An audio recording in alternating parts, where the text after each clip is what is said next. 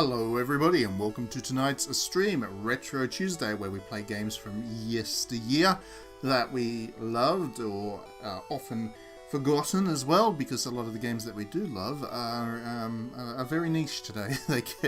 They do get forgotten, especially within the JRPG genre, but we are certainly not playing a game that needs any introduction this week. We are playing Pokemon Blue. This is the very first Pokemon game. Hello, Sean. Welcome to the stream. Glad you could join us. So, you may have missed it. You may not have caught up on the stream from last week. This is actually the second week that we played Pokemon. Last week we did the first hour or so of play, got through the forest, found our way to the first town with the second town really. Third town if you include the starting town. We got our way there and we are now gearing up to take on the boss, or the first gym badge, the first major dude, Brock. Cool, I'm glad you watched it. Okay, so in that case you would know that amongst other things, right at the end of the stream, I did catch a Pikachu. I had a great deal of trouble catching a Weedle, you might remember. I really wanted a Weedle and I didn't have any luck catching one. So what I've done over the last week, or actually just half an hour before I started this stream, was just duck into the forest to see if I could catch one. And the good news is I do have a Weedle now. He's joined my team. And I have moved the Spearow out because I've already got a bird anyway with the Pidgey. And I wanted the Weedle in there. So this is my team right now. I've also leveled up a couple of the Pokemon a little bit just so I didn't have to grind my way through in the stream today. So I think I'm pretty much there. The Squirtle's learnt his first kind of water attack, which makes Brock a cinch. And yeah, I don't think we'll need to go and grind away. We'll be able to jump straight in and knock off Brock. Alright, so yeah, Spearow got benched. I have to choose one of the two birds. I can't have both of them. I've only got room for 6 in my party. So it was one or the other. And I like Pidgey, because Pidgey's a pigeon, you see. We're just chatting with some locals, seeing if they've got any goss.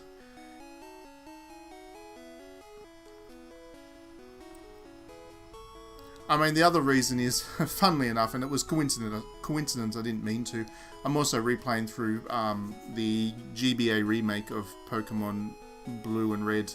Fire Red is the one that I'm playing as well, and in that one I've decided to keep the Spearow, so I figured I might as well do something different with this one.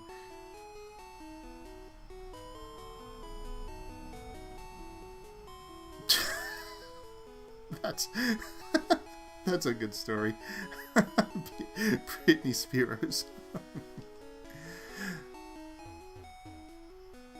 Alright, so we're going to duck into the museum. Not that there's any particular reason to, but hey.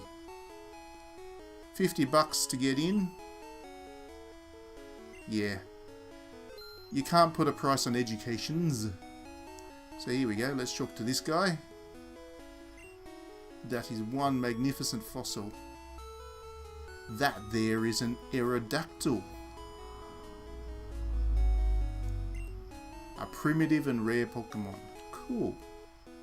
See, learning things here.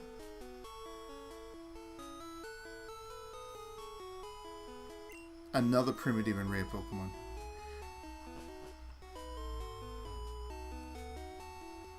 We have a space exhibit now.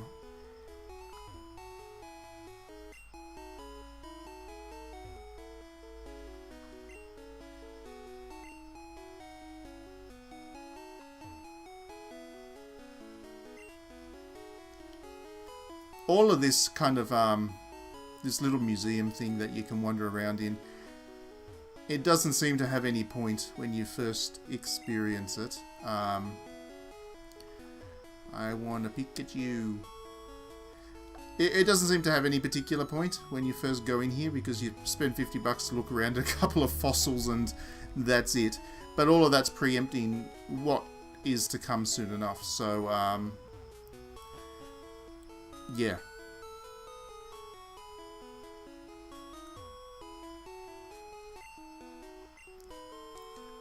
Clefairies. Is that really the plural of Clefairy? Wouldn't the plural of Clefairy be Clefairy? I would imagine.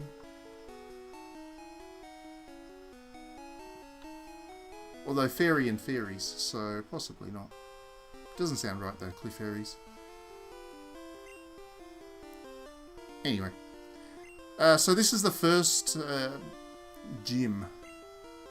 As anybody who has fond memories of Pokemon will know. I don't need your help, fella. I said I didn't need his help, but he didn't even listen to me. How rude. So this is Brock. Everybody knows him from the anime, if not from the game. But first you got to defeat this one little dude that stands in the way. Although you can avoid him if you want to. I can just go around here. But let's fight him anyway. Stop right there, kid. How rude.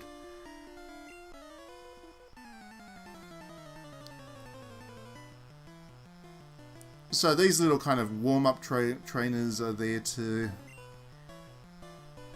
give you a bit of an insight of what to expect from the end guy, both in terms of the level of the Pokemon that you'll be facing and the type. So if the gym leader uses water Pokemon, then the lead-up guys will all use water Pokemon. So it gives you a chance to practice your techniques and tactics against them. That's a Diglett. So let's a level 11 Diglett. Maybe I'm not quite leveled up enough. Let's give Pidgey a go. Pidgey will be defeated pretty handily. But not before getting one sand attacking. Lower that accuracy. Miss. No. Didn't miss, but that's alright. Pull out a big gun, Squirtle. Bubble away.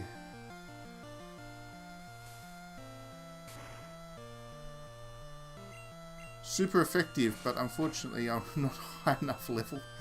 I will have to grind, I think. I forgot what level the you're up against with this. That's alright. I'll get out of this battle and then go and grind up a little bit.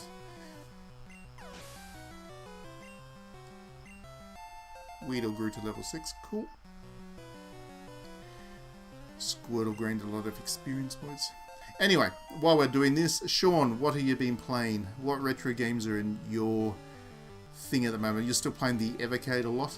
That's I've been following all your posts about the Evercade. Is it a good device?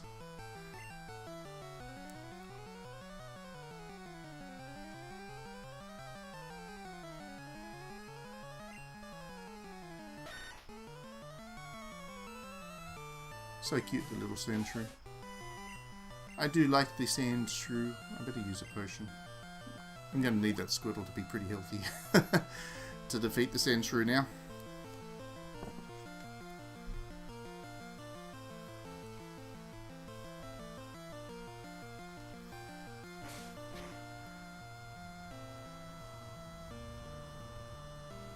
Yeah, it does seem like they've actually got some pretty interesting titles going for it. What's the build quality of the unit like? That's the main thing for me, because not that I guess we should be talking about this, or perhaps we should, but there are some pretty damn good bits of hardware that you can get that they come from those Chinese companies that are quite well made for emulation consoles, and let's face it, you can get much of the same result from those as you can from an official unit. So, oh, that's good to hear. As long as the build quality is good. I guess the screen lacking is not such a good thing.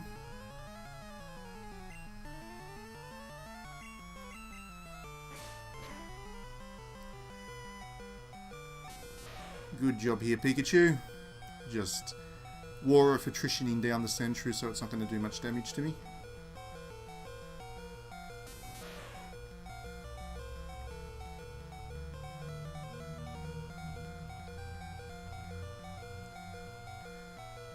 Oh, that's alright.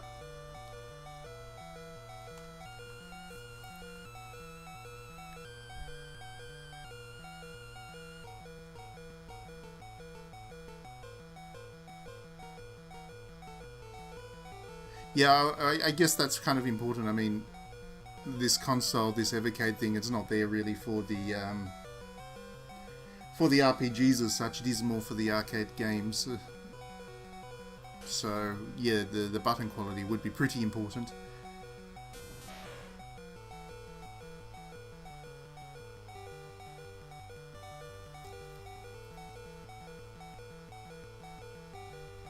Yeah, I have to agree with you. My Embernick Chinese handheld, I really love the circular pads on that thing, and I actually do enjoy the buttons, the action buttons, but the D-pad is not great. I wouldn't want to do fighting games on it, for example.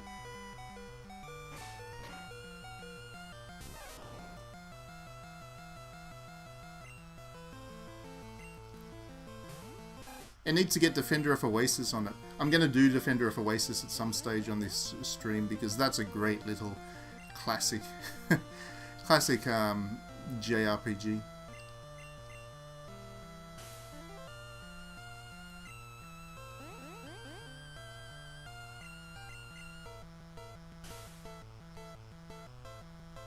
Hey Harvard, welcome to the stream. Thank you for joining us. We're playing Pokemons.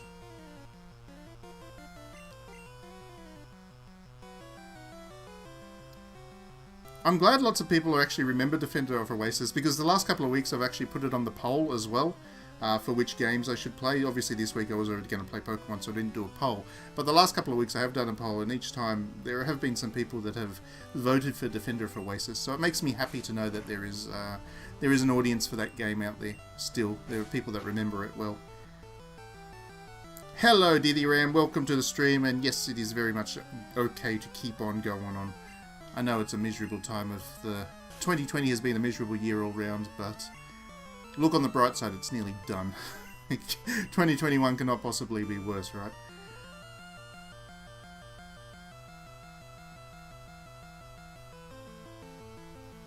Yeah, it was one of the first releases on the Virtual Console, which was great. That's how I discovered it as well.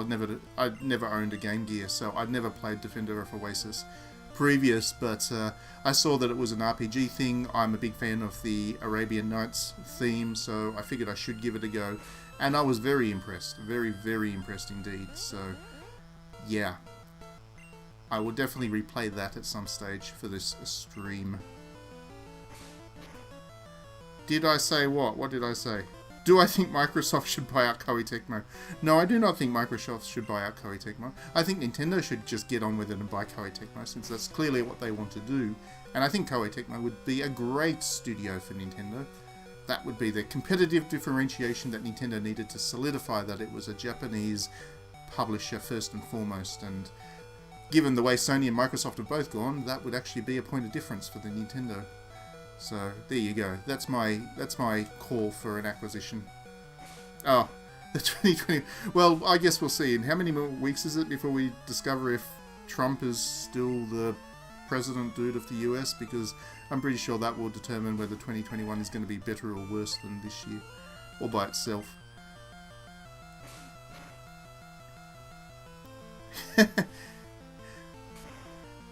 Yeah, I mean, Dead or Alive needs a shot in the arm after 6. It needs some kind of new idea. Nintendo's been very friendly towards fan service in recent years as well, so I can see that they would appreciate Dead or Alive.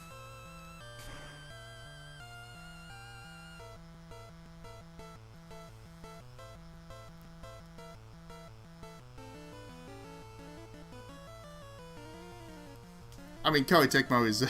we're joking about it. I can't imagine that Nintendo would want to spend the kind of money that it would take to buy up Koei Tecmo. That would be a very large acquisition. As much as, I mean, Koei Tecmo is not Square Enix size, but it's not a tiny company either, so it would not be cheap to acquire.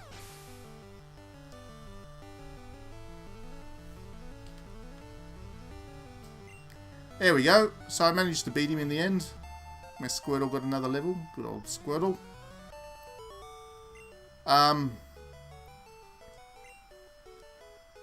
Light year isn't time, it measures distance. It is true. It is true. See, we're all learning things from this game. Pokemon was very educational. It was. So I'm going to go and heal my little Pokemons up.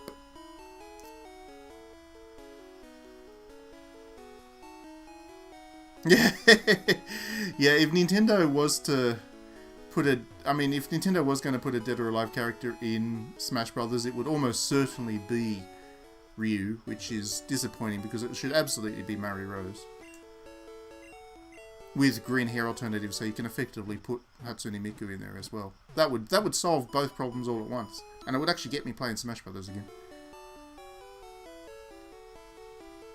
He's a Dead or Alive character. I don't care what anybody says. Yes, I know he was Ninja Gaiden first, but he is the male dude in Dead or Alive, so by default he's a Dead or Alive character.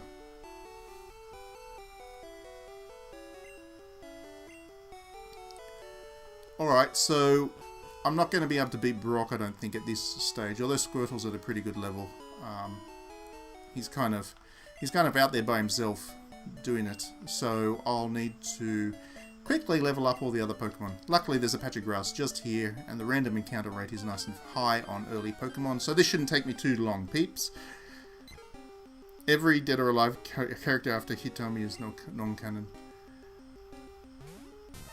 Now that's not true. All the Dead or Alive Extreme characters are canon just to Dead or Alive Extreme. They brought one of them into Dead or Alive 6, Tamaki. Tamaki was great.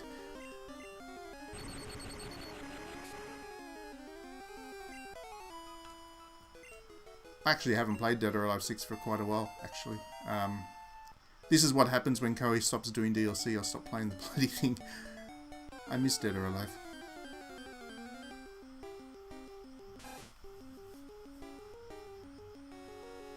No, Tamaki doesn't like anybody, that's the point. That's why she's so great.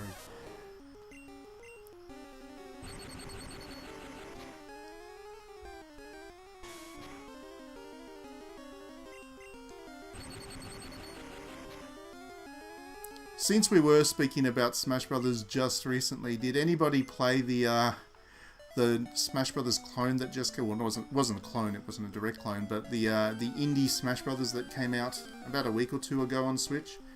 What was it called? I can't remember what it was even called, but it had all-star indie cast, and it was terrible. It was very bad.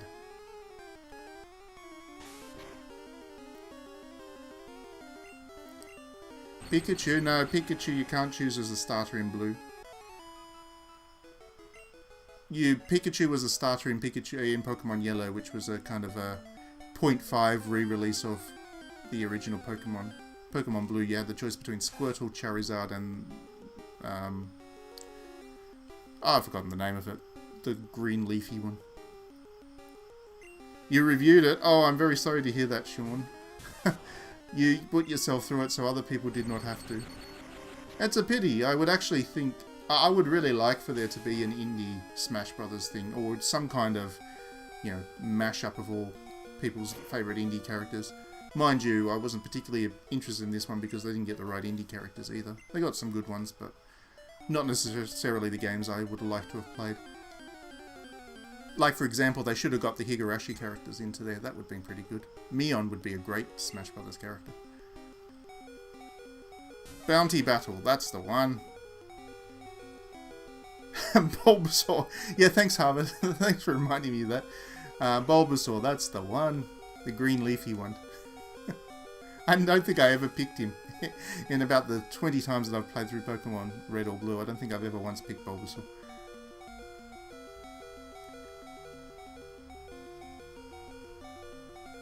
Imagine a Senran Kagura game based around fighting or not undressing the girls. Well, that would be... I'm trying to think. There wouldn't be another... There isn't an equivalent. Well, there is an equivalent. Dynasty Warriors does that, pretty much. Why is Pikachu not hitting this bloody Pidgey? Oh, because he got sand attack. Would I add intimacy mode to Flowers? I'm pretty sure Flowers does that all by itself, doesn't it? It does it with its words. Very good game, by the way. Since we're talking about visual novels now, let's talk about Flowers. I'm playing through Flowers, and it is very lovely. You should all play Flowers.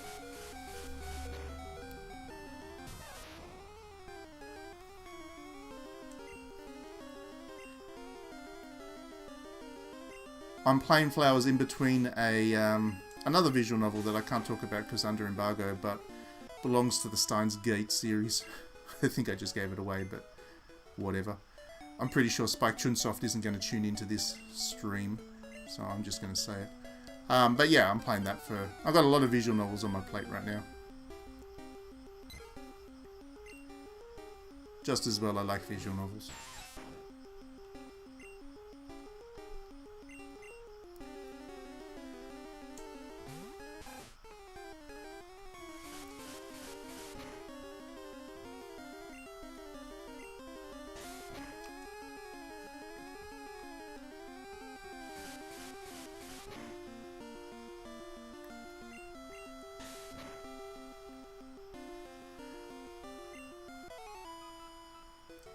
No, I don't think so. I'm sorry, Dithy, can't agree with you on that one. I agree with you that Flowers is a very lovely game, but Mayuri is definitely the best girl. I don't make the rules, I just enforce them. So, is everybody looking forward to Tokyo Game Show this week? Have we all got our streams at the ready? Our internet connections primed and going? It actually does look like it'll be a lot of fun. I'm absolutely crushed that I can't be at TGS this year. This is the first year in 5 years, I think, that I haven't been... 6 years. 6 years. First year in 6 years I have not been to TGS, and it is absolutely crushing me.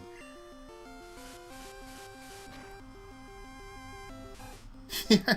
Well, I told you I have been playing the game, so of course I remember her name.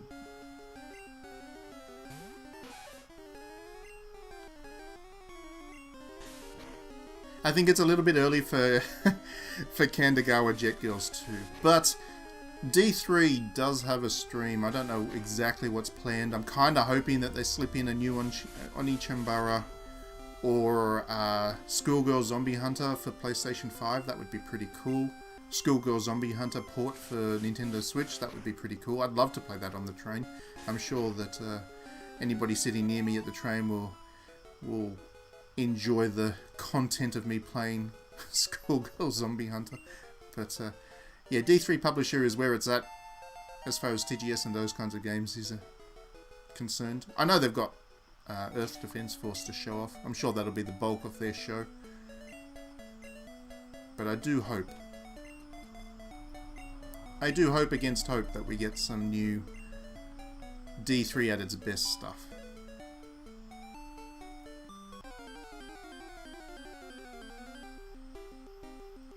You can't make a few $100 covering it this year, sorry. Don't care about it. Yeah, but we can't catch up either. That was... It's actually one of my few chances that I get to catch up with half the people I talk to on Twitter, because a lot of them are based in Japan or overseas, and I mean, there's no reason to come to Australia. We don't have an E3 or anything like that here, and I don't go over to America for E3, so TGS was my big chance to catch up with people. I always caught up with at least a few.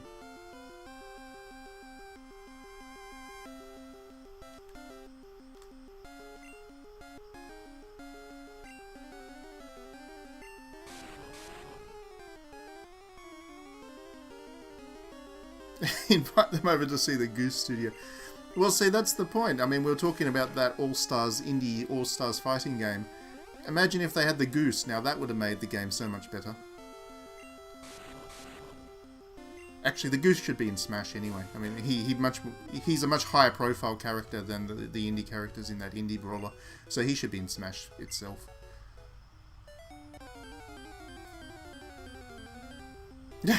Was the Goose Studio just one guy's garage? No, I think it's like... I think House is like a legitimate developer. I don't know if it's not a big one, of course, but I'm pretty sure they've got a little office and a bunch of people. I think they came out of the arcade, didn't they? Which is the... kind of the incubator that they have down in Melbourne for indie developers. I'm pretty sure that's where they came out of.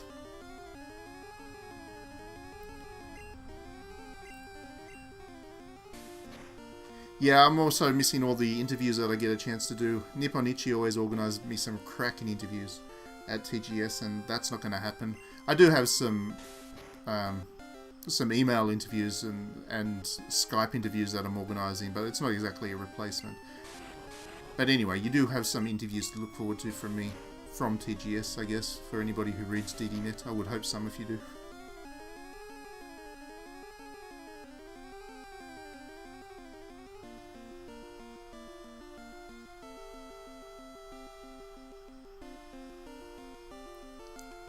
Yeah, I don't get a chance to review their Japanese games. I deal with the American office, Nipponichi America, NISA, rather than NIS. I don't know anybody at NIS. They're different they're different groups.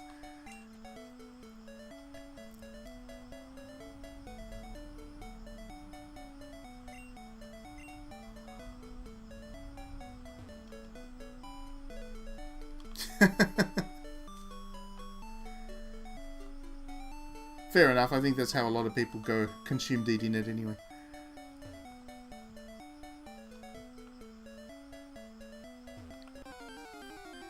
Anyway, we're still grinding along here. We are still grinding along, defeating these enemies one by one, slowly leveling up all our Pokemons.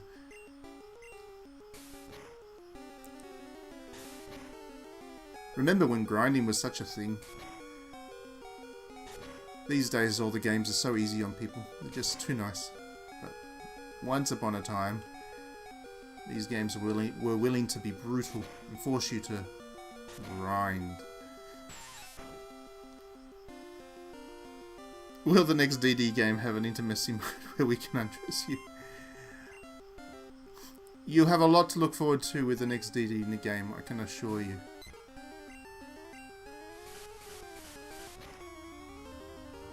I should stream those one day, that would be funny.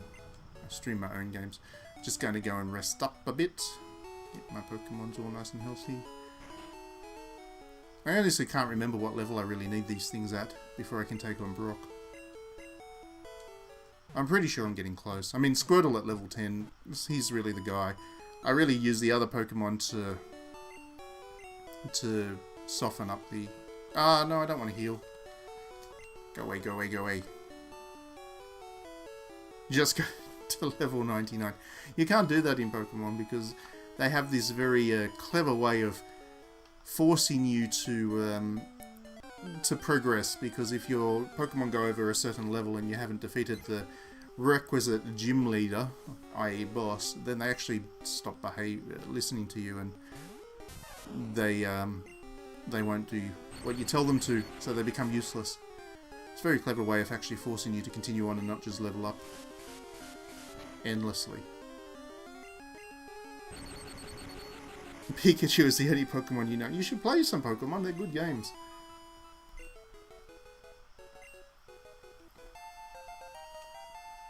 Unless you're part of PETA. I mean, if you're a member of PETA, you probably don't like Pokemon, but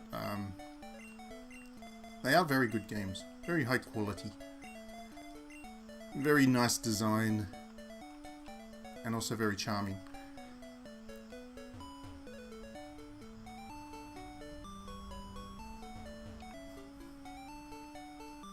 I don't think that's true, Harvard. I'm pretty sure if you just level up your own Pokemon up to level 20 as well, they or to level beyond what you can, I'm pretty sure they still stop doing as they're told. I'm 99% sure I've done that.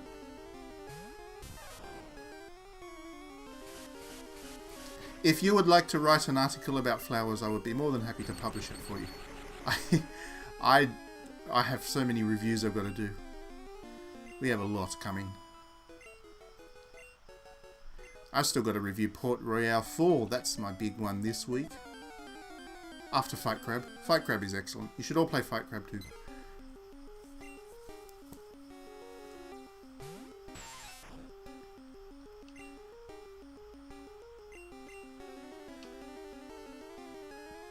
We also have a review for Mafia coming. Not by me, but Mafia is a game series worth looking forward to. Not that I've actually played one, but I hear that they're actually not the expectation that some people have with open world games. So I'm looking forward to seeing how people respond to this new one. Oh, Weedle's evolving. Here we go. This is spectacular.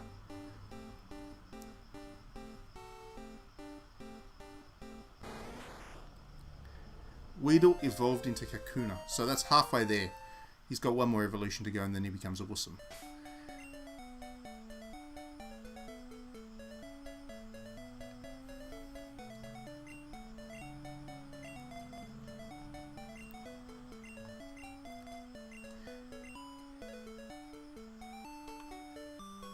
Yeah, Mafia 3 very nearly got me to go out and play Mafia. I think it was free on PlayStation Plus at one stage, wasn't it? I think I actually added it to my library and I've never played it. Because I don't have the time for these things, you see. But it definitely did seem like a game that I would be more partial to. There was a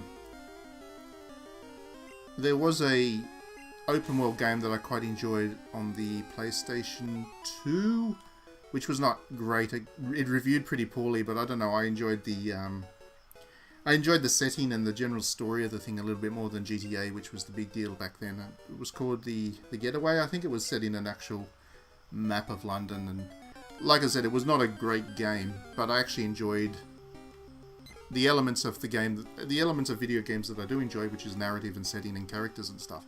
I enjoyed that of the Getaway much more than I have ever enjoyed a GTA. Did I play Primal? I did play Primal. Primal was good.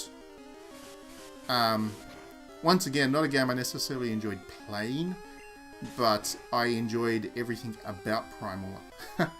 I had played that on the PlayStation 4.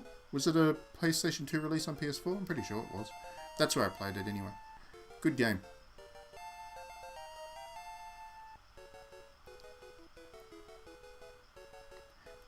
Oh, there we go. Yeah, I've heard that Mafia is kind of the game for people that enjoyed the Getaway style video game.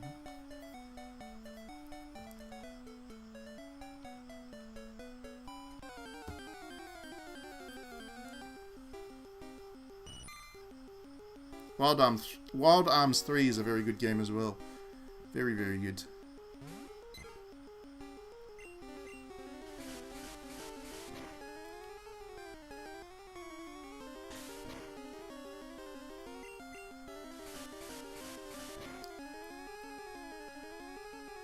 Since we are talking about classic PlayStation 2 games that you can get on your PlayStation 4, there is another one well worth looking into if you haven't before. It comes to us from Software, which is the same developer as the Dark Souls, Demon Souls, Bloodborne, Sekiro games. And it's called Eternal Ring, I think. It's basically the same engine as Kingsfield. Unfortunately, Kingsfield is not on PlayStation 4, but Eternal Ring is, and it's good. Really, really good. I do love From Software. I enjoyed From Software before they were popular, which is totally in line with my usual MO, I guess.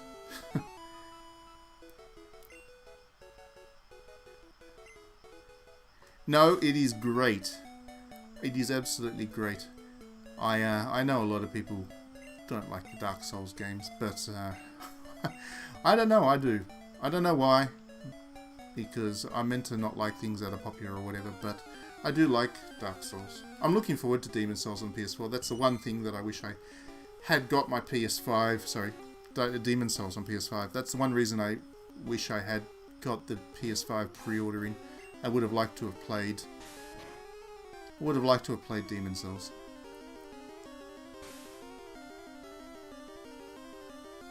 Metal Wolf Chaos is excellent as well. I love Metal Wolf Chaos. Everybody should play that. That is such a brilliant takedown of everything American. And it's even more poignant now. Like, it was a Xbox 360 game, I think. But it is so much more relevant in the era of Trump. It's great. I love it. God bless Devolver Digital for giving us that game. Out of nowhere.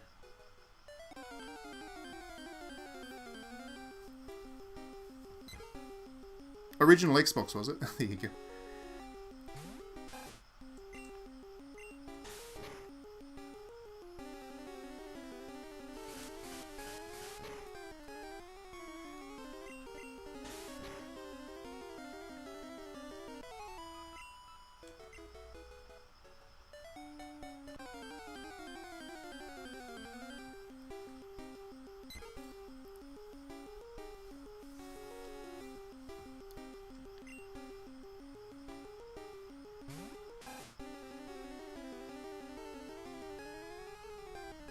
Oh, was that really what happened? That was actually an initiative directly from Microsoft to appeal to the Japanese market. That's great.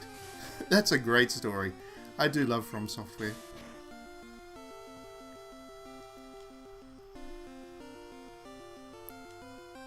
Official PlayStation magazine called a hot chick saying she's smart, she's funny, she hangs out in biker bars, she's good in a fight, and she has a really nice butt. Are we talking about Tomb Raider now?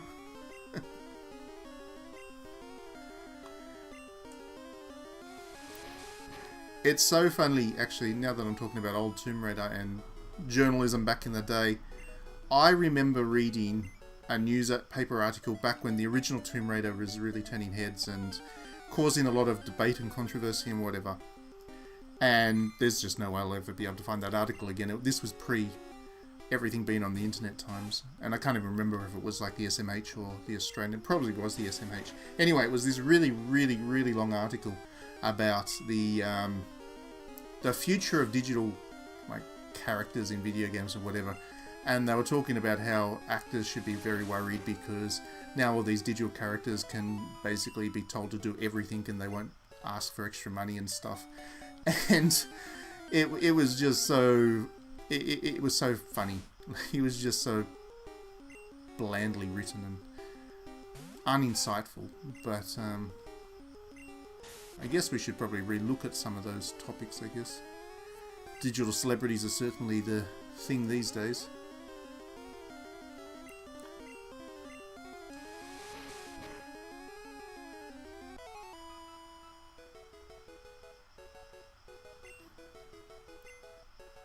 Did anybody see that that VTuber event? I didn't watch it. I must admit, I haven't been able to find my way into the VTuber community. I'm not sure I ever want to actually do so. I think Hatsune Miku is enough for me, but it seems to be a bigger thing than I even realised.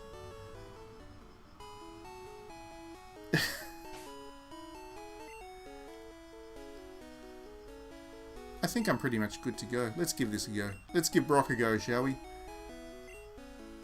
Worst that can happen is I can lose. What I'll do is I'll make the right.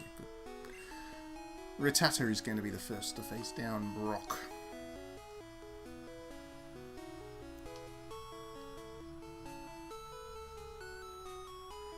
Which VTuber is Coron?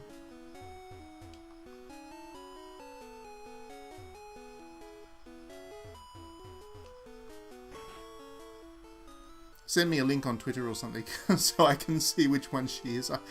I don't know any of them. I'm Brock. I'm Pewter Gym's leader. Here we go. Brock time. We're taking him on.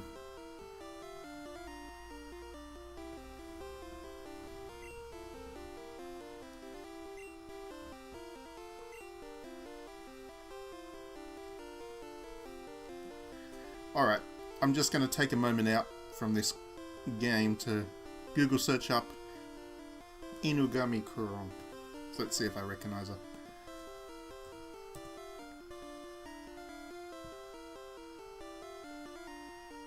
Oh yeah, I recognize this one. I'm now familiar with it. Okay, cool. Thank you. Anyway, we're taking on Brock. Battle time. Serious moment.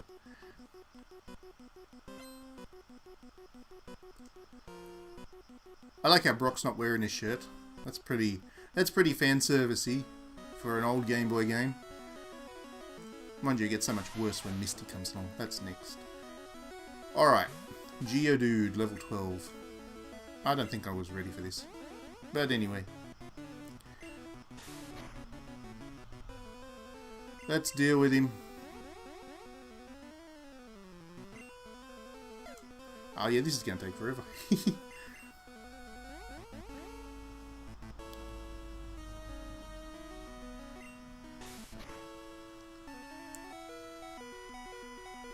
Dare I ask and show that I'm some kind of VTuber boomer, but is A. Kusuma still popular, or is her star faded? Is she no longer cool?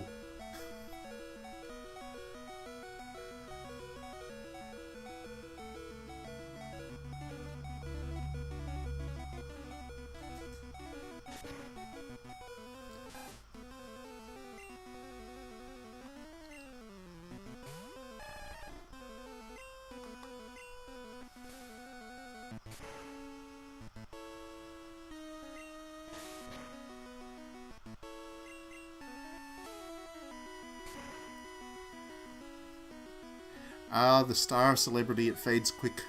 Not everybody can be Hatsune Miku. Did you all see the new Hatsune Miku figure? I know she's not a virtual YouTuber, but she is a superstar. The new Hatsune Miku Symphony figure is just the most gorgeous thing. I don't know how much it's going to cost me, probably $500, $600, but I am so buying that thing.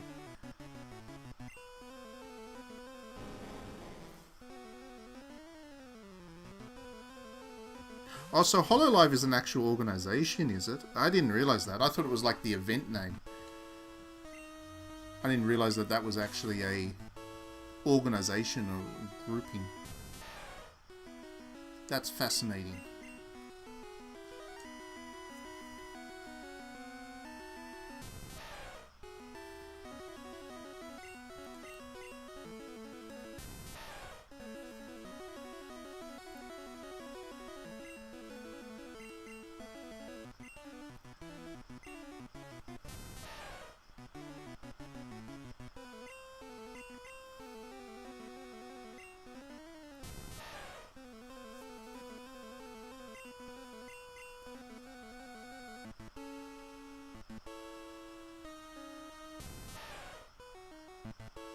So I've always wondered, is it actually easy to do a VTuber? Like, is it easy to just get one done? Like, technically, does it require much? Because they seem to be popping up everywhere, and everybody seems to be doing them. So I don't know if they're difficult or not. Are they?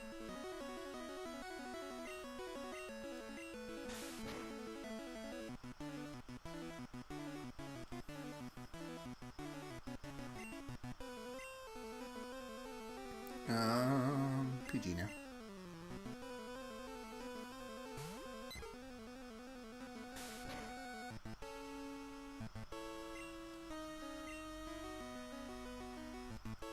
So, as long as you have, like, the character model, it's quite easy to do. Is it like you need to get a 3D figure done in some kind of engine or something?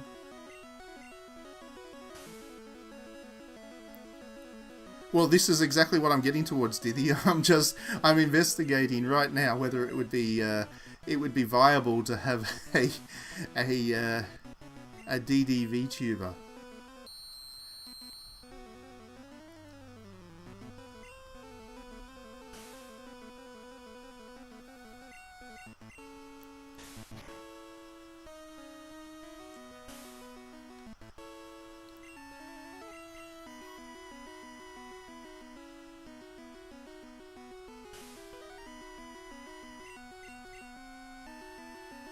Honestly, my read on it is that the wave is not going anywhere. Like, the popularity of individual VTubers will go up and down, and it will shift over time. But as a concept, as something, I don't see... I can't imagine VTubers going anywhere, because they're just kind of entertaining, and they're also, you know, the technology will improve, they'll get better, and it's just one of those things. Once it starts, it's not going anywhere. Like, they'll just become more and more mainstreamed.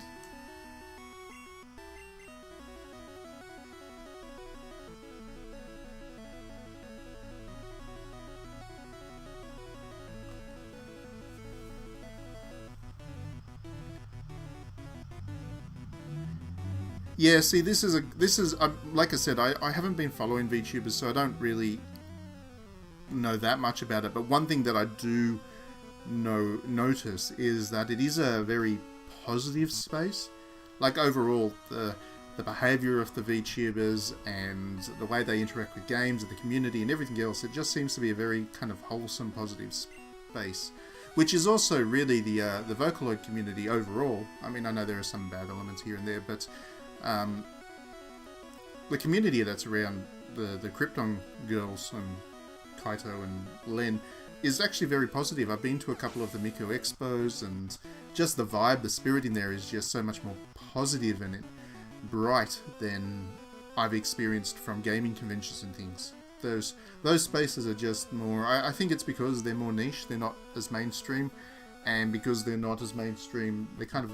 everybody's motivated behind a common interest, whereas with video games, because they're so broad, there's a lot of different tensions going on. So I think that's kind of the difference.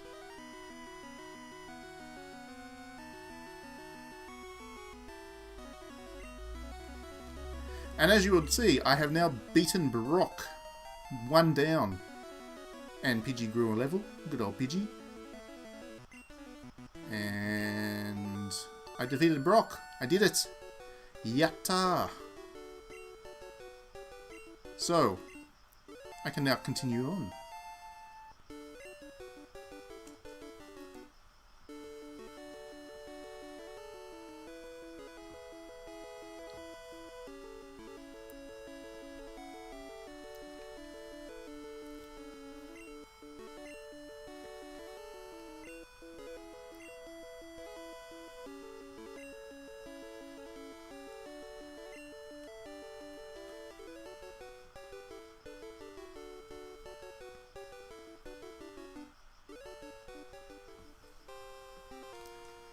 And I got my first TM.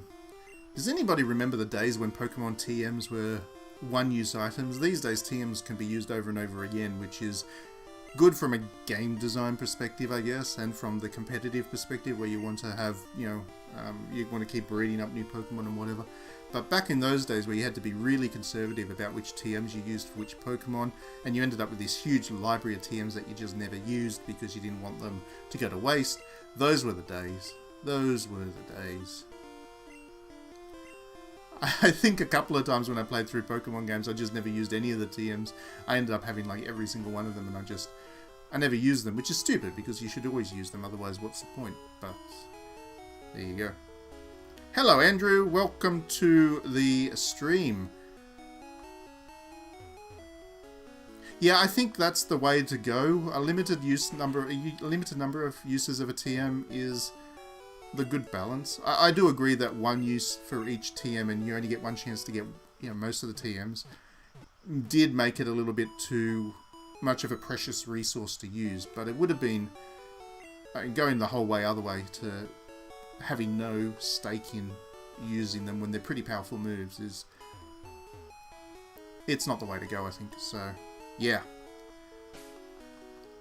So you a Pokemon fan as well, Andrew? We've had a good stream tonight, lots of people on, lots of Pokemon fans.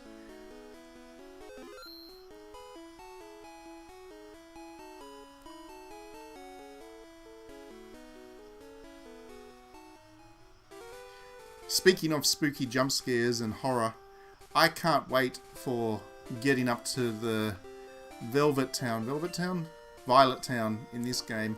It has the creepiest music in a video game ever.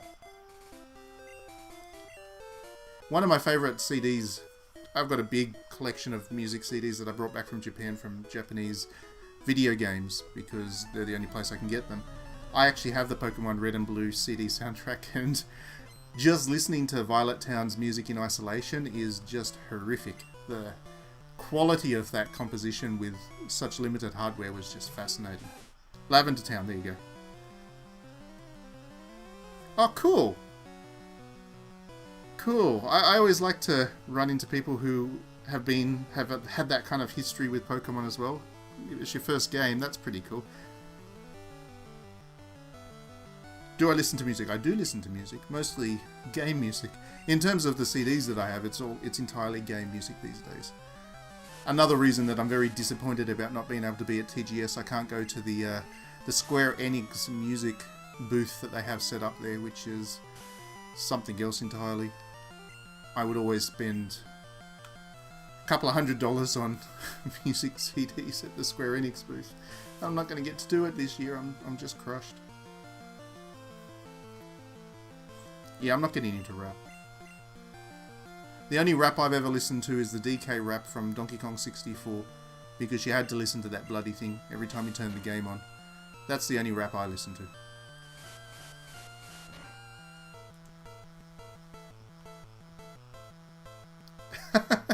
Sexy Beast Boy. I think you might be the first person I've ever met, Dithy, that has played an Illusion game as their first game. That is kind of impressive.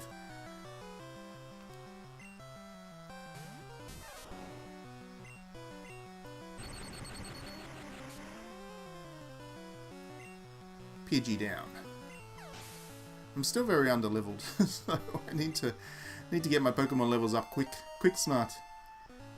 That's right. Pikachu will carry me. Another Pidgey. I will change Pokemon though, because I want to get I want to get Kakuna up. I want to turn him into a Beedrill as quickly as possible. Beedrill is my favourite Pokemon, I think. Over many, many years and many generations of Pokemon, I think of all of them, Beedrill would be my favourite of all. I was so excited when Beedrill showed up in Pokemon Snap especially. I spent hours trying to get the perfect shot of a Beedrill. I can't wait for the new Pokemon Snap. That is my big Nintendo game when that comes. If they ever do, I'm still not entirely convinced that the announcement of a Pokemon Snap for Switch was not just a big bluff or a psych. I'm still not entirely convinced that it's actually coming.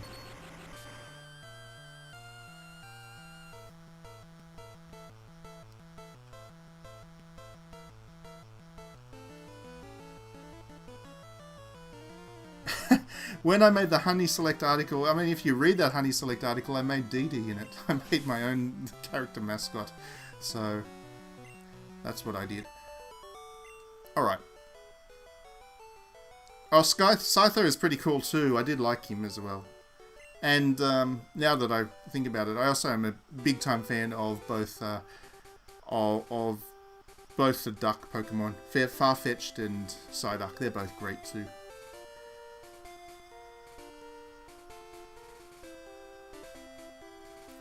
Quit staring if you don't want to fight. This is words to live by, actually. Have I got my Pokemon?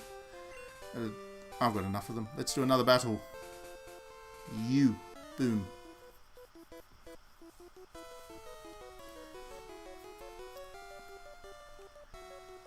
What's the most communist game? There we go. There's a good question. I don't know. A game where people are happy. Golduck is the best. Golduck was great. I like Golduck. All the ducks are good.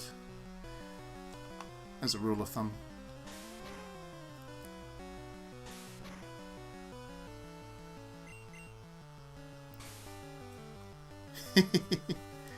Harvest Moon, Harvest Moon.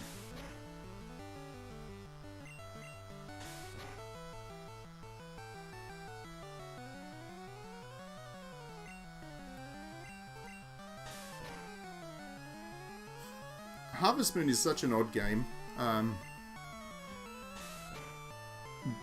because, yeah, while it's certainly about workers' collectives and stuff, it has, like, there are a couple of entries in Harvest Moon which are just oddly very, they have some very odd corporate tones to them. There's like one Harvest Moon game where you need to work really hard or your farm gets turned into an amusement park, which was just an odd theme, an odd direction for Harvest Moon to take, but they did it. It wasn't a bad game as such, but it was odd. It was for the PSP and maybe the PS2 as well. I can't remember what it was called. Any preference over the new versus old style Pokemon, like in sprites versus 3D? Yeah, I actually prefer, and I think I said this on the stream last week, after my first stream of this game, I actually prefer the really early Pokemon designs. This Pokemon, for example, I really like the creativity they did with such limited, graphical power and whatever, and the way that the simplicity of this game really it excites the imagination. It makes you really fill in the gaps, and you're allowed to engage with the Pokemon on your own. I feel like the more modern Pokemon, especially Sword and Shield, which I thought was an excellent game, but Sword and Shield is so much more explicit about everything from world building to Pokemon designs and the combat itself. There's just much less room for the imagination to go. So this is one of those ones where I do feel like the old way is the better way.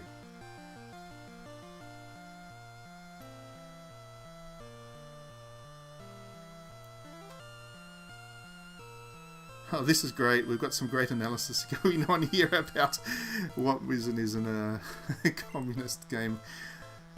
XP is distributed evenly across the team regardless of the amount of work done. This is a good take, Sean. I do agree with you.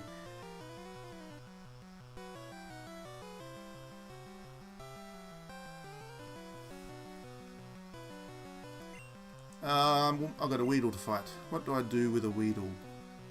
I send out a Pidgey. I don't think the Pidgey actually has a bird attack right now, but... See, Weedle's so cute. It's a pity the Kakuna in the middle's so ugly, but Weedle's cute and Beedrill's great, so...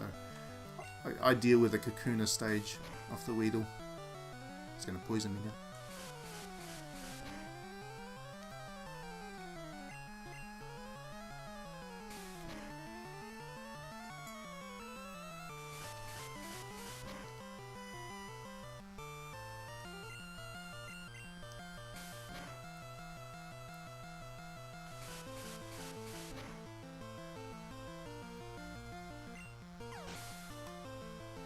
I reckon I'm going to say Schoolgirl Zombie Hunter is a communist game because metaphorically it is all about the few people left with individualism, gunning down the slavish hordes to consumer trends, and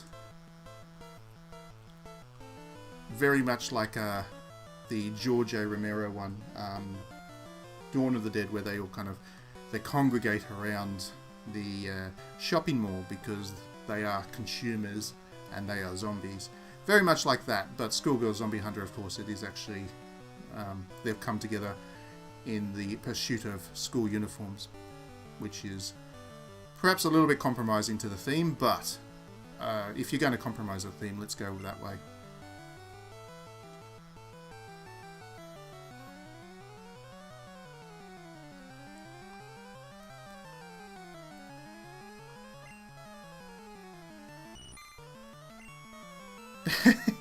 In all seriousness, pretty much any game that has zombies in it is effectively anti-capitalist because we take the modern idea of the zombie very much from George A. Romero, and Romero was very much about that theme in his own work. So, that's where it comes from.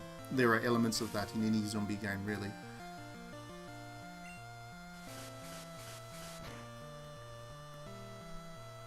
Being able to redistribute your character's skills is communist because yeah, fantasy life, there you go, that's a good example, isn't it? You're free to pretty much do whatever you want and change your careers at a moment's notice.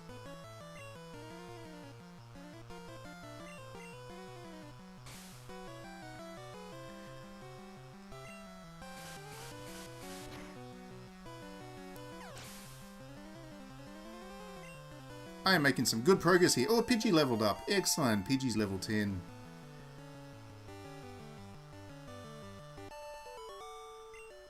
Pidgey's hit the big double numbers.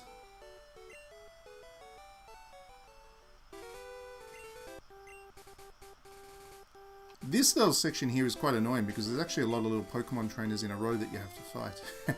And I just want to get on because once I get through this group of Pokemon trainers, I have the opportunity to catch the mighty Jigglypuff. The Jigglypuff is just around the corner. I'm not quite sure who I'll drop to put the Jigglypuff in the team, but yeah, Jigglypuff is coming in. Whenever you have a problem that needs solving, Jigglypuff will do it. I have a funny story about Jigglypuff, actually, now that I've got him on the mind. The original Smash Brothers, the very original one, the one that was on the N64, it had like 8 characters in it and then 2 unlockables. One of the unlockables was Jigglypuff, and Jigglypuff was a particularly difficult character to for my brother, who decided he liked him and would main him. My brother quite liked the Jigglypuff and chose him, but it was a difficult character for him to get his head around, and I think it took him like 100 KOs before he got his first KO back, and we all had a good laugh about that. About his process to try and do it, because the Jigglypuff has this roll attack where he just goes flying off the stage, and Captain Falcon was very overpowered in the N64 one, so he would do his big smash attack and Jigglypuff would go flying, and yeah, it was good fun. The original Smash Brothers was a much better game. It had a limited roster, and sometimes limited rosters are for the better. These days there's so many different pairings and stuff, it's hard to get a sense of personality out of that game. One of the many reasons I've given up on Smash Brothers. Anyway, that was a big aside.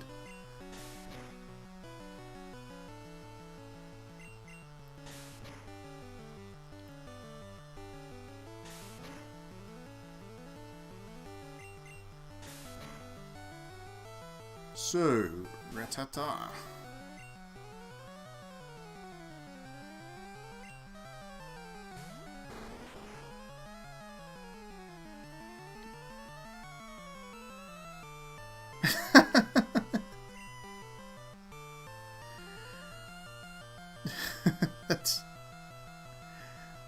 Jigglypuff was a thing for a while, I swear. I swear it's true. He was a big thing for a while.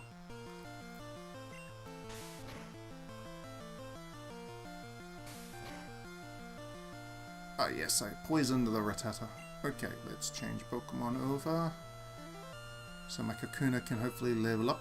Let's put Pikachu in as the pinch hitter.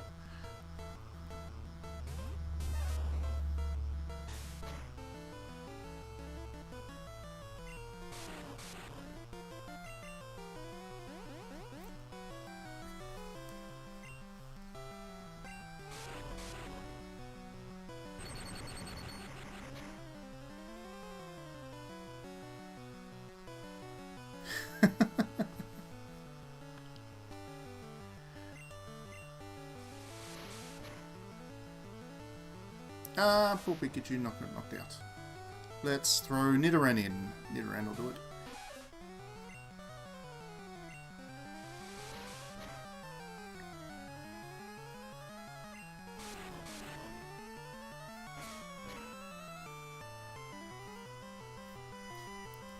I used to be a huge fan of Smash Brothers. I really did. Thanks for joining us, Sean. Thanks for chatting, and good to see you again. Glad you had the chance to come on. We'll probably play some more Pokemon next week. I've got to catch a Jigglypuff now. I'm determined. Ooh, X-Mens. I didn't expect it to be Erica. I'm not an Erica hater. I just don't have a view on that. I don't know that many characters that are disabled in video games. It's not something that happens very often, unfortunately. The only other character I know in video games that is disabled would be, what was her name from If My Heart Had Wings? Can't remember her name now, which is bad, but she was also disabled. She was a very lovely character as well. Good game, If My Heart Had Wings. Very good. Highly recommend it.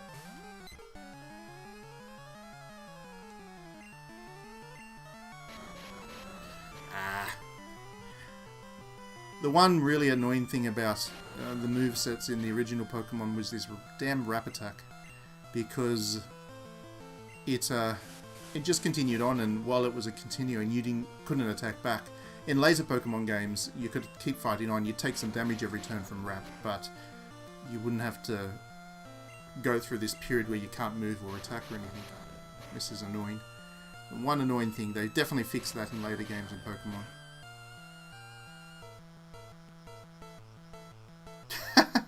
It is long. If My Heart Had Wings is long, but it is also very lovely and ethereal. That's the word I like to think about with regards to that game. It's very ethereal. It's very, it's quite beautiful. I only found out after I played it on the Switch that it was originally an adults-only game, and it made no sense to me as an adults-only game. Like, it makes much more sense on the Switch to me. As a kind of a... It has its moments of fan service, I guess, but it's... dare I say it, innocent.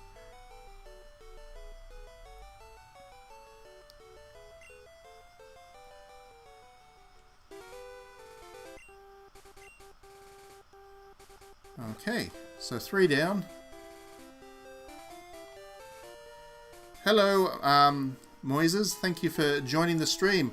Am I going to be playing Collection of Saga? You can absolutely bet that, and I will be streaming the crap out of it as well. I am the biggest fan of those games. Those were... Because the Game Boy was actually my very first console, and I didn't have a TV console for much later on. The Final Fantasy Legend game, as the Saga games are called, the Final Fantasy Legend games were probably my first RPGs that I owned legitimately, as in I didn't use an emulator to play. So I have very fond memories of those games, and I'm very much looking forward to playing them through again. You can expect that I will definitely do quite a few streams on those ones. So, yeah. Unless they've absolutely screwed up the port, like if they've done something catastrophic to it, then I won't be very happy at all. But as long as they've done a basic emulation of the thing, you can also expect a very positive review from me about those games, because they are very much my youth. I have very strong nostalgia for them, so they are my highlight for the rest of the year. That is the #1 thing I'm looking forward to.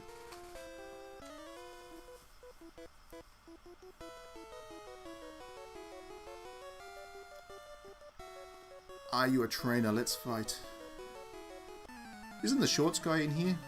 I'm pretty sure the shorts guy, he has the quote, "I like shorts, they're comfy." I'm pretty sure he pops up around here anyway. If he's not here, then he's not too far away. He's a pretty funny guy. I like his little comment. Some of the little comments that you get from these guys as you fight them are just funny. So, shorts guy is one of them.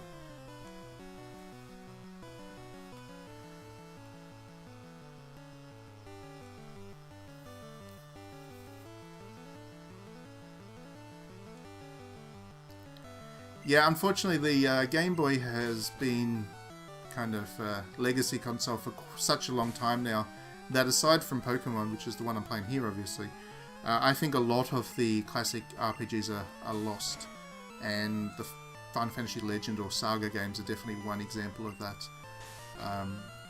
There are quite a few other ones that I should play as well. I will get to at some stage in the streams, I'm sure, but definitely the Saga games. I mean, the Saga series in general is pretty underrated. I think they're all pretty good. Definitely the 2 that you can get on the Switch at the moment are very much worth your time.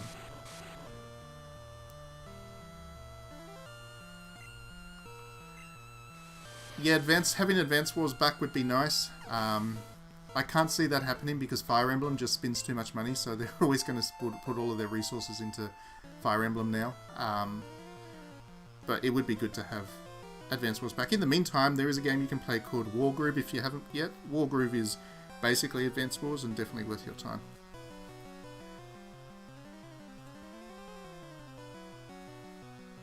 What's the best RPG where you play as somebody like the main character of your favourite games? You should play the Atelier series, Diddy. If you haven't played Atelier yet, you would enjoy them. They're about very pretty girls. Almost always girls. I think there's a couple of really early Atelier games that had boy leads, but they got rid of those. Always girls, and they're always very pretty, and they are very wholesome adventure games that I think you'll enjoy.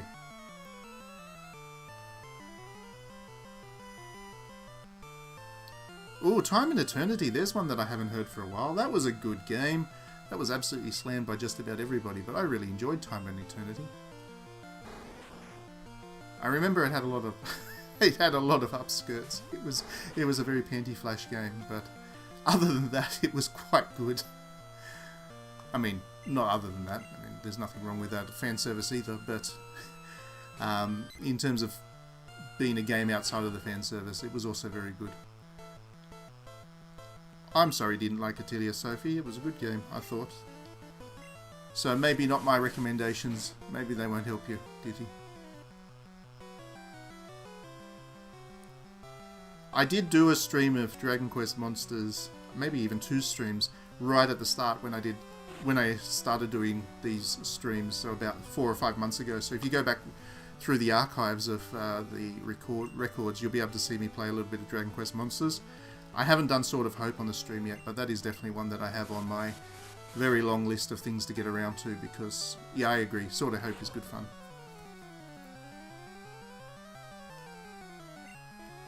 Yeah, I wouldn't call Time and Eternity a dating simulator as such. It's kind of a unique game, actually. It's a bit hard to compare to anything else, just for the way it worked. But one of the things that it did do very nicely was it was actually all hand-drawn. So all the combat animations and everything was hand-drawn stuff. And that was a unique visual effect that was quite pleasant on the eyes.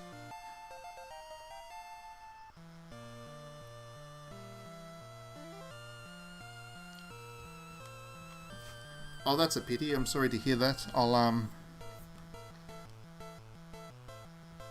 don't know if I can help you right now. Hang on a second.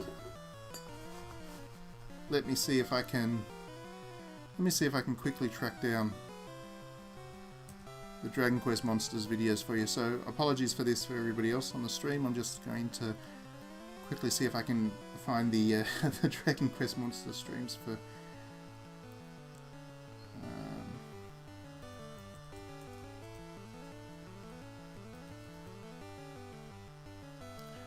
I lie, I only did one stream of it so far, but I'll drop it in the chat for you.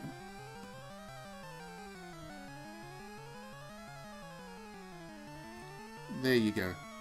Hopefully you can click on that link and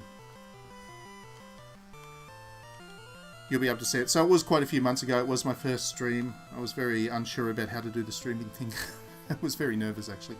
But yeah, I should get back to that game. I do like Dragon Quest Monsters. I can't even remember what he just said he was going to throw out. Pidgey? No, Caterpie. That's right, Pikachu can take on the Caterpie.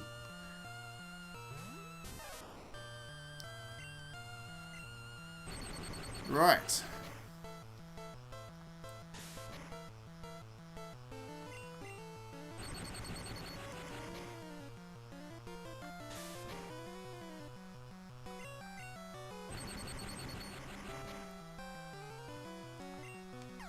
There we go. Good job, Pikachu. That should be a level, yep. Slowly leveling my little Pokemon's ups.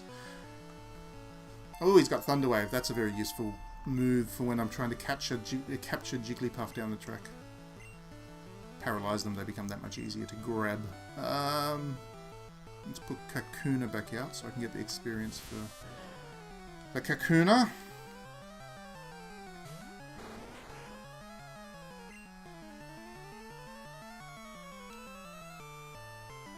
I mean, now that I'm thinking about it more, Dithyram, you should definitely play Blue Reflection. Like, you'll like Blue Reflection. There's not a boy in sight, and it's magical girls. It's very wholesome, good energied, very positive. The fan service is great. I think you'll like Blue Reflection. There you go.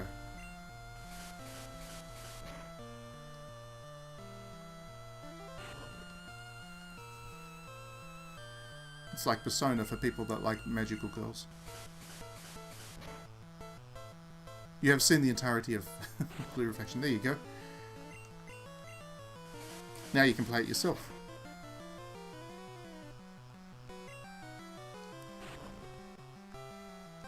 Unfortunately, Blue Reflection must have sold absolutely terribly because they haven't even bothered to put it on the Switch. And I think that that game would be... I would like to see that game come back in some form. I think it got hard done by. I think it got a reputation for things that it's not, unfortunately. Which was really disappointing. Very good game.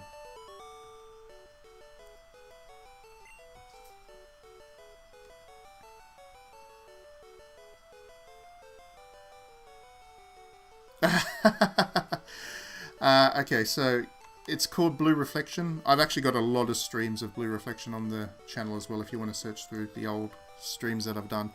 But yes, Blue Reflection is basically Persona for people that like magical girls. It's by Gust, the same developer as the Atelier series, and it's just the most beautiful thing. Like, the art direction is gorgeous, the character design is amazing, the storytelling is just really lovely. It's just a very wholesome game.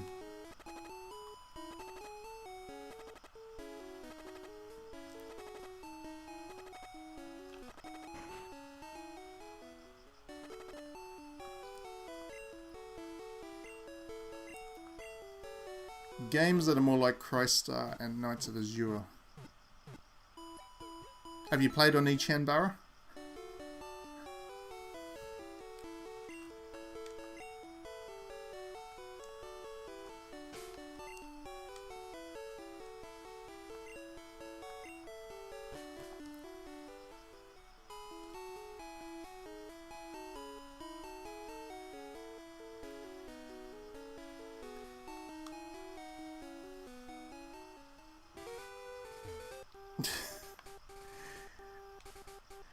I'm really running out of suggestions for you.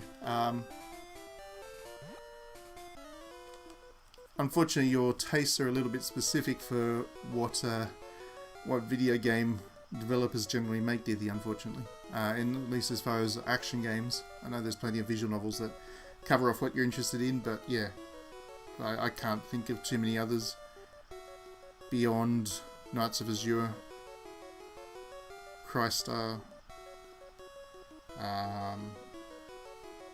If you like roguelikes, there is Conception. Conception's pretty good. Yeah, this is a shorts guy. Hey, you're not wearing shorts. I like how they get very upset that you're not wearing shorts. In the GBA remake of this game, Fireleaf and whatever the other one was called, you can also pick a girl character, and then he says the exact same thing to the girl character, which is a little bit... It's a little bit of a different tone when it's a different gender that he's saying it to, but in the context of this particular game, that's pretty charming. It's pretty funny. Shorts are good, I do agree.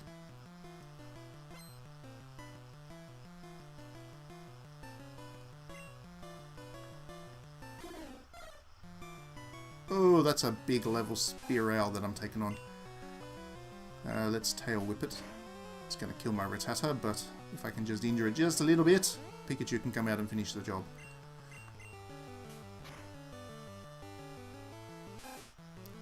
Oh really? Shorts guy shows up in the anime. That's pretty cool. I didn't watch enough of the anime to really get a feel for just how close it was to the game, but that's pretty funny. He spends the entire episode trying to convince Ashenko to wear shorts.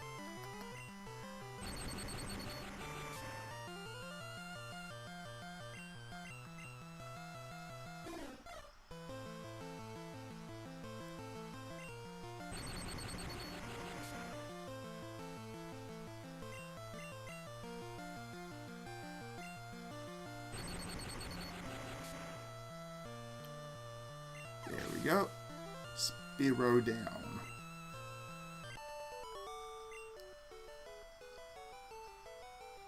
Lost. Alright, let's have the classic line. The classic Pokemon line right here. I always wear shorts, even in winter.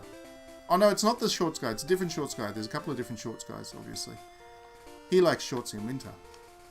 Important information that he's just shared with us right there.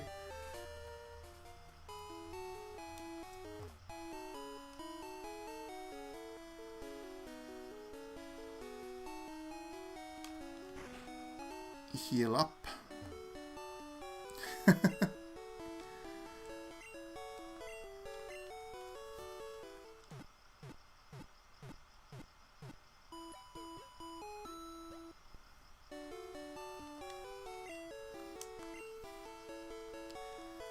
Alright, so Liam, you've just joined right at the worst possible moment. We're actually just about to wrap the stream for tonight. I've hit the end of it, so sorry about that. Please do watch it back on replay, and hopefully we can catch you at the next one. So we've made some good progress tonight in Pokemon Blue. We've beat the first gym boss. We're about halfway through this little section of gym trainers, and then we get a chance to catch some new Pokemon and stuff very soon. I'd like to thank everybody for jumping on and chatting with me. It's been a great great stream. Had a lot of fun, and we will be back next week with more Pokemon Blue, I think. We're going to continue this stream, at least until I get a Jigglypuff. I'm now determined to do that. So thanks everyone again for joining us. Have a great week ahead. Play good fun games. We've got more videos and reviews and stuff to come on the site, so stay tuned, and we will see you next time. Also, hopefully I'll catch you next time, Liam. Really sorry to finish this stream right as you joined.